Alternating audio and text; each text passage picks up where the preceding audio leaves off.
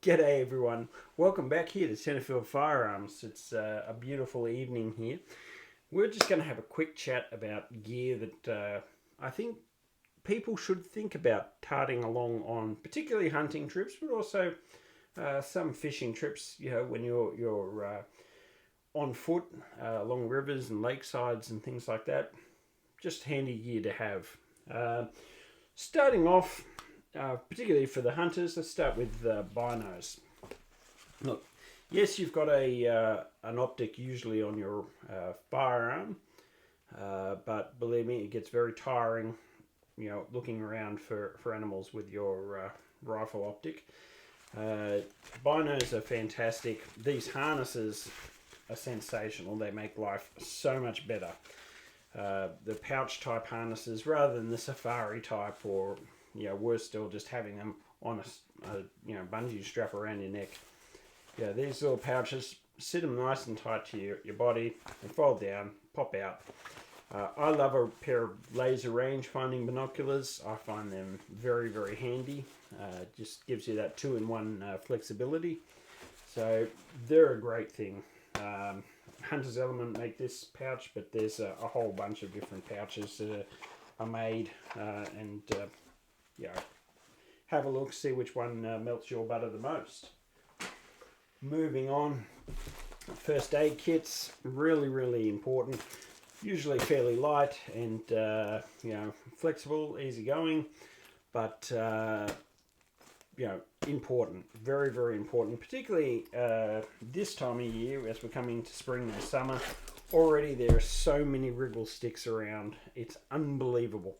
So be very, very cautious. As I said on the podcast recently, hunters and anglers are the type of guys that get bitten, mainly because we're not bushwalking, we're hunting and actively creeping around, being very sneaky.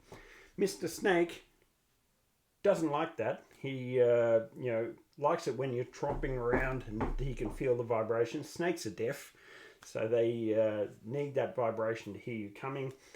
Unfortunately, we don't want to startle any animals, we don't want to startle any fish, so we're being sneaky too. That's a good recipe for standing on a snake, and we don't want that. So if that does happen though, you want to have a couple of compression bandages, and that's really, it's a hassle to carry right up until you need it. And believe me, when you need it, you will really need it. So not just a couple of band-aids and a tube of sunscreen. You want to have a decent first aid kit that's geared for the type of outings that you're doing. So pack along a fair bit of stuff, because God forbid if there is an incident involving a snake, or a flicking branch into your eye, or God forbid a firearm negligently discharging and hitting someone, anything like that, you're going to want more first aid than less. Other things, source of light, you can go as big as you want. This is, look out, I love this torch, it's just bright as all get out. You can have something like this, which is pretty potent, but also quite heavy. Or you can go something a bit smaller, still very, very bright. Just handy in the early mornings and also on late afternoon, journeys. If you're going out for a shot in the late evening, or if you're going out for a fish, casting for bass and cod and so forth on surface lures. A torch to help you get out and also illuminate the track as you're wandering out. Again, stops you stepping on snakes, and they're very grateful. And another good thing they're useful for is at night, in that evening, usually that's when the spiders come out and put their webs across the bush tracks. Those big orb weaver spiders and things like that. I hate walking through their webs, especially in the dark, because believe me, you feel them on your face even if they're not there. So, creepy. So, a source of light, and obviously head torches are great because you pop them on and wherever you're looking, that's where your light is. they can be as cheap or as expensive as you want, but the more you pay, the better the quality, the better the battery life, and the better the use and the long-term use that you'll get out of them.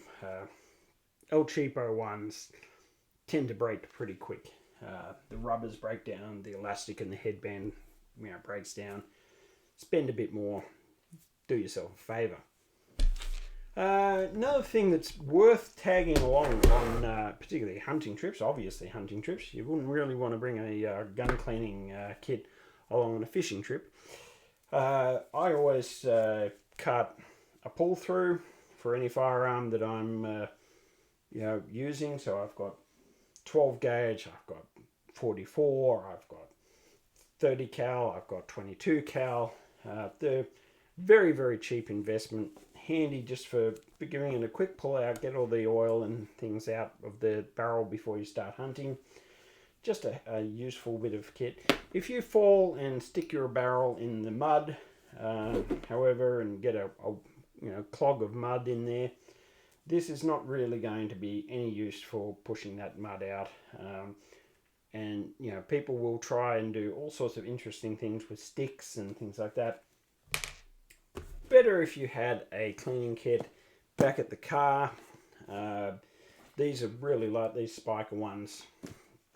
Very, very light, easy to tote in the vehicle or at the camp.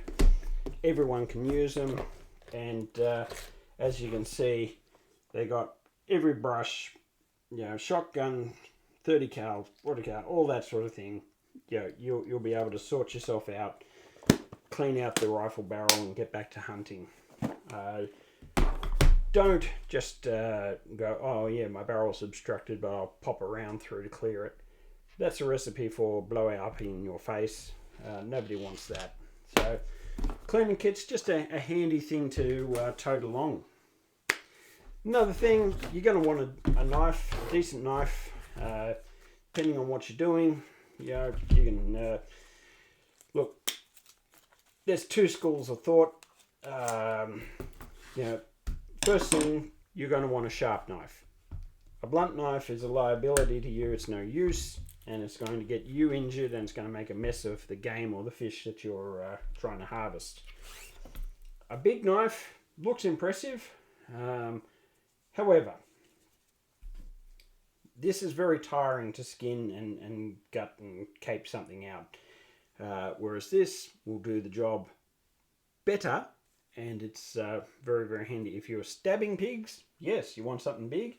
If you're just cleaning pig, deer, goats, whatever, something about this size, with about a 4.5 to 5 inch blade maximum.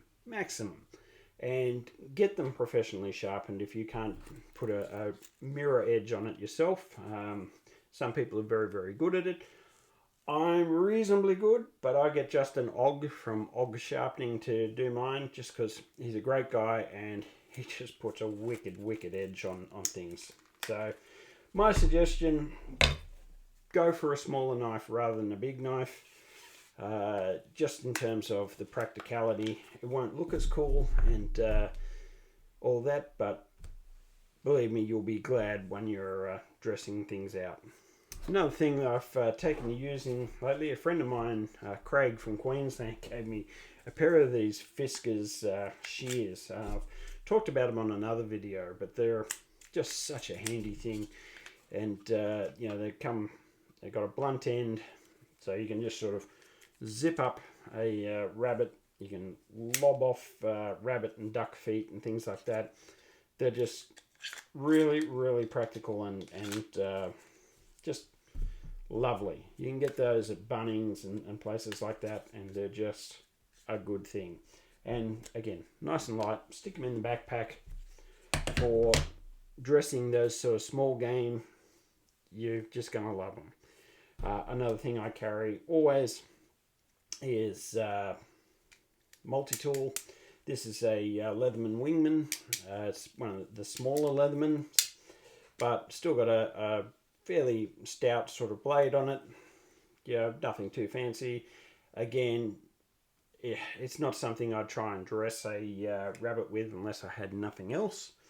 But in terms of the screwdrivers and other bits and pieces, and obviously the really quite good set of needle nose pliers, that's great for pulling splinters out, cutting wires, cutting, you know, bits and pieces, zip ties, all that sort of thing.